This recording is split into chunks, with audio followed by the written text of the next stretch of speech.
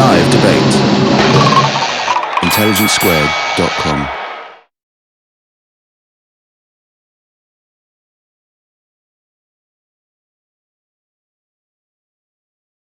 Professor John Gray, who is currently the Emeritus Professor at the University of London, having previously been at Oxford and also a visiting professor, amongst others, at Harvard and Yale, so knows the United States well. And I should have said, works by our speakers are available on the table, and the latest work, coming out in paperback by Professor John Gray, Black Mass, Apocalyptic Religion and the Death of Utopia, is amongst the volumes available. John Gray.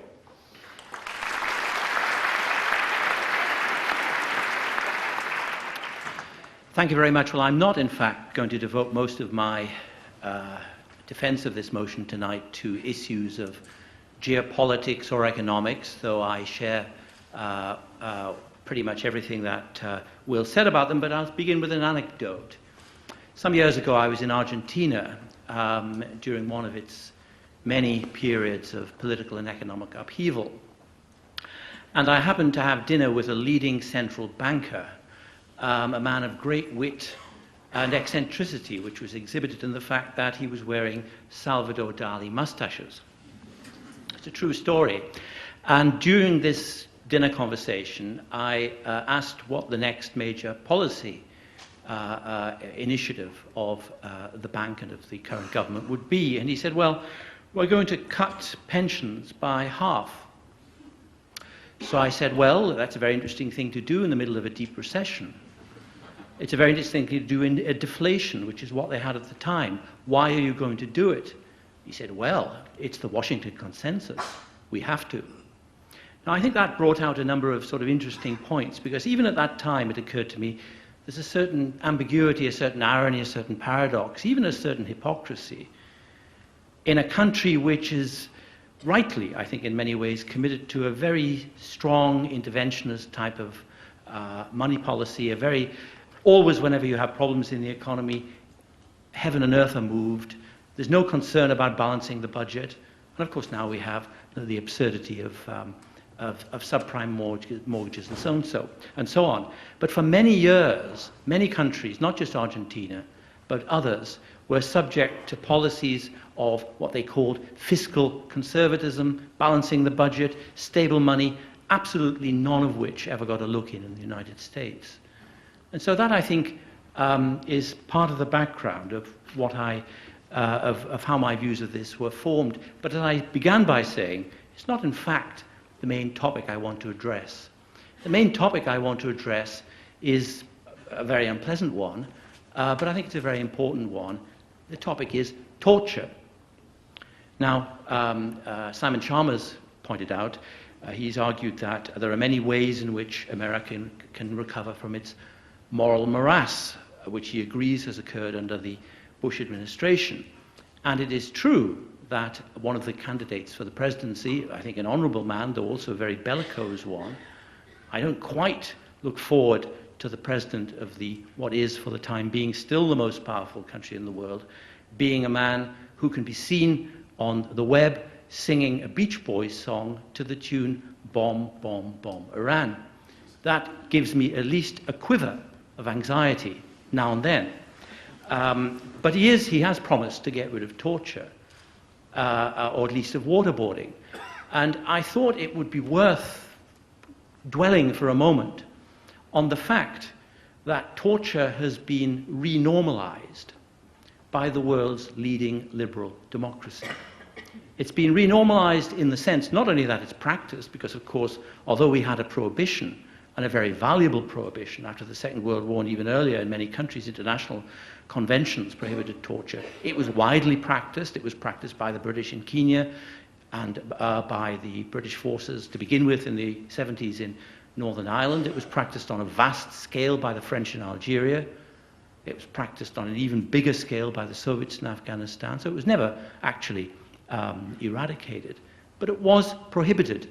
And there are many advantages to the prohibition of torture. It seems to me to be almost a litmus test of civilization now. It at least means that you can't use evidence acquired under torture in courts of law. And one of the respects in which I think Britain has lost its moral compass, following the American lead, is the way in which we actively debated, I think it went up to the House of Lords, whether it would be allowable to use torture, to use evidence derived from, obtained by torture in British courts. I feel ashamed that the question should have ever been asked, ever discussed, ever got that high up. And if I were American, I feel, and many were, of course, I would be ashamed to hear the president and the vice president say that there's nothing wrong with a dunk in the water, meaning waterboarding. And I think here we need to, I think here I certainly agree with Simon Sharma. The introduction of torture was widely resisted in American institutions. That's to say, military judges resisted it. We know from from press reports, people in the CIA resisted it. People in the uniformed army certainly strongly resisted it, but it went ahead. And I think I'll just quote briefly from one of the people who did resist it, who was a man whose job as a counterintelligence expert was to train people in waterboarding. The training of it was principally to enable them to endure it. But he has in fact inflicted it hundreds of times, he says. I'll read this out just quickly. I've personally led, witnessed, and I'll give you the origin of it in a moment. I've personally led, witnessed, and supervised waterboarding of hundreds of people. It has been reported that both the Army and the Navy schools' interrogation manuals were used to form the interrogation techniques employed by the Army and the CIA for its terror suspects. Having been subjected to this technique myself, I can say it is risky but not entirely dangerous when applied in training for a very short period.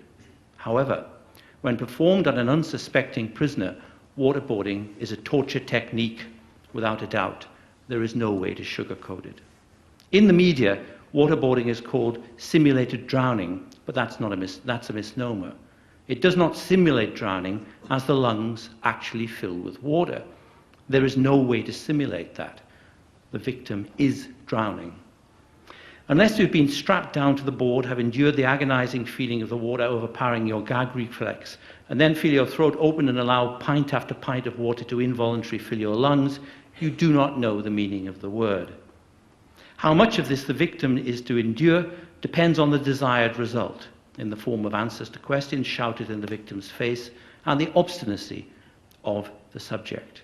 A team doctor watches the quantity of water that is ingested, and for the physiological signs that show when the drowning effect goes from painful psychological experience to horrific suffocating punishment to the final death spiral.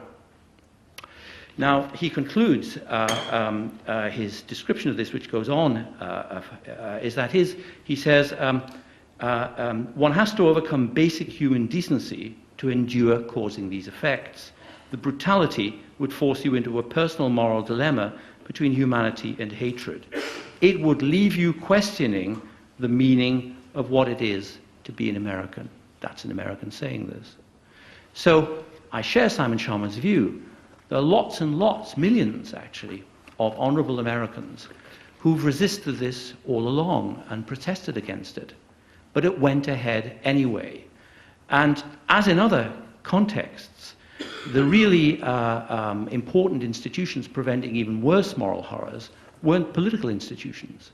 The institutions that have so far prevented an expansion of the war to Iran were actually the army, which was strongly opposed to it until the opponent was recently sacked, and elements of the intelligence community who brought out reports showing that the Iranian threat, which is real, had nonetheless been overhyped. So what I would like to conclude is this. The motion is not that America has lost its moral authority irrecoverably. I've looked back at my account of the motion. It doesn't say irrecoverably anywhere. It says lost.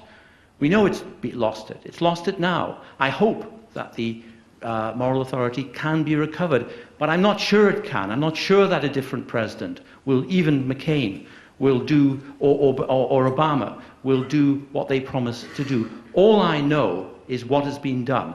And so long as the world's leading regime does not renounce torture, I can't be party to its leadership, and I can't accept that it retains moral authority.